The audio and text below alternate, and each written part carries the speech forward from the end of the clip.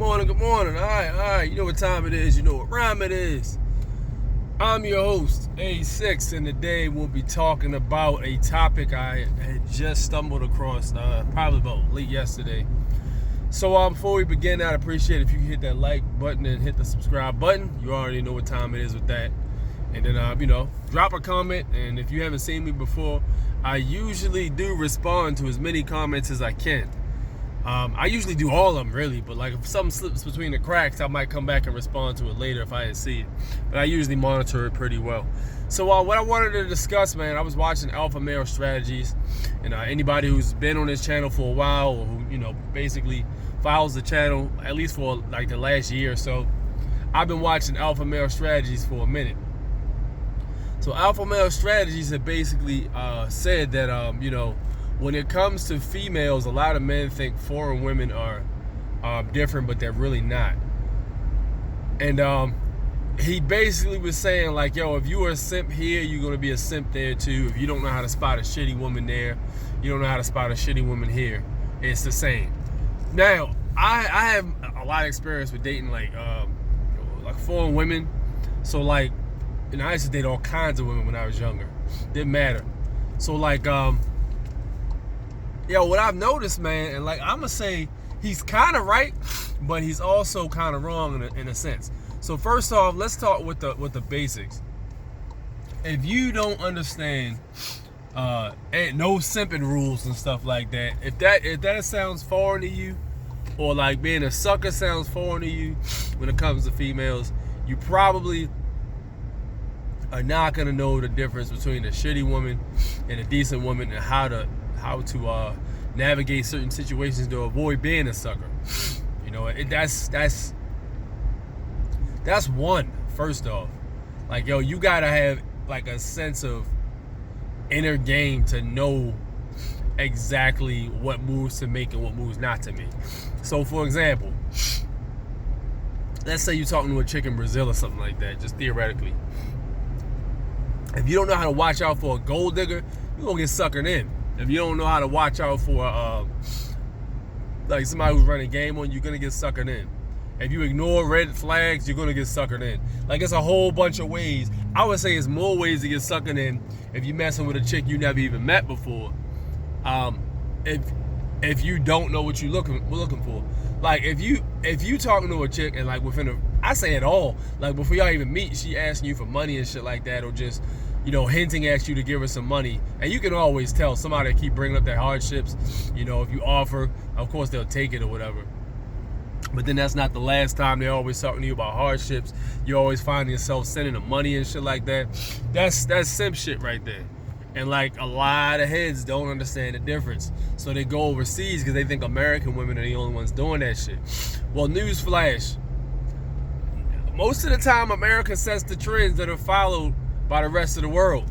So, like this OnlyFans shit, you think those overseas women don't have OnlyFans of some sort, or some way for you to send them some loot? That shit been going on, man. It's been happening over there and here too. Like, chicken's been selling pussy forever. That's just been happening for a long time, man. So it's not gonna be one of those things that goes away. It's the oldest profession, really.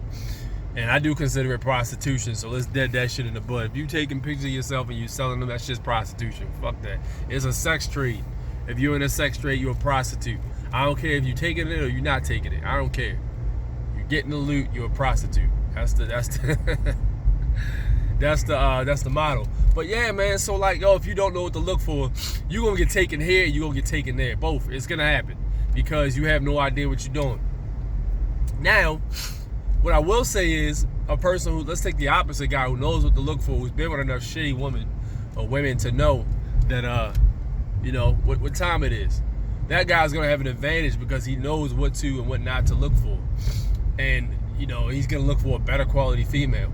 Now, I mean, you can still get scammed either way. Like, you can still get scammed like that by somebody who's better at game than you are over there. Like, and you got to admit, these places are poor in America a lot of times, so their game has to be sharp or else they don't eat. So yeah, that's really what time it is, man. So like, in terms of being in a situation where all right, so let's say you do grab one, like, And here's why I say he's wrong at. He was right about the first part. And here's why I say he's wrong at. So what I would basically say with the females, why he would be wrong is because of the simple fact that like there's a cultural difference. Now, like, there's certain things that females overseas do and don't do that females here do, that females here don't do and do. And what I would say by that is, I would say the first thing I would notice is how thanks. Gotta get myself a tea this morning, but I would say the first thing, how does this guy know? The first thing I would have to notice would be like the way the female treats the man. Like, it's a completely different mindset. Like, a lot of times overseas in these other places, like, they still have traditional beliefs and somewhat values. So, like, you might have, if you go and get a female that's like from an area that's let's say you go to a farm or something like that, like she's distanced from the city, or if you get even a chick from the city who still has those traditional beliefs, they're gonna still believe in the traditional gender rules, meaning the man's in charge and the woman isn't. And, like, make no mistake, I say feminism started in America, but, like, I would say, even though I haven't been a whole lot of places recently, but, like, I would say feminism is probably the most dominant in America. And the reason I would say that is because it originated here. So with that said, it's probably going to be a situation where it's most dominant here. So yeah, I say that is a cultural difference, man. Like, yo, feminism, he was right about that. Feminism is the issue. Women thinking they can play a man's role and men are supposed to play women's role when the man's not naturally, or his personality wise, he's not suitable for that role. So when you try to force him to play that role, it don't turn out right. So, like, and vice versa, if a man's not doing what the fuck he's supposed to be doing and being the alpha, then as a result, the gender roles can get flipped and then everything can go retarded, because a female who is playing feminine doesn't want to play a dominant role. She doesn't want to play a dominant role. It's like a negative and positive thing, man. And, like, the more we move forward, the more I'm seeing how important it is to have both roles. Like, one is not more important than the other. Now, I've been telling people this. I told my sister this. Like, yo, men and women are different. There are things a man can't do, and there are things a woman can't do. But just because we can't do those things does not make one better than the other. It basically makes us different, and the difference is what works. It's called gender roles. And females don't like to accept the idea, mostly females, don't like to accept the idea that there are some things a man can do that a woman can't do because of the fucked up history that men have given females in the past, which is true. Some of that shit was fucked up. But I still believe, like, gender roles are important, man. Like, you gotta have both sides of the spectrum.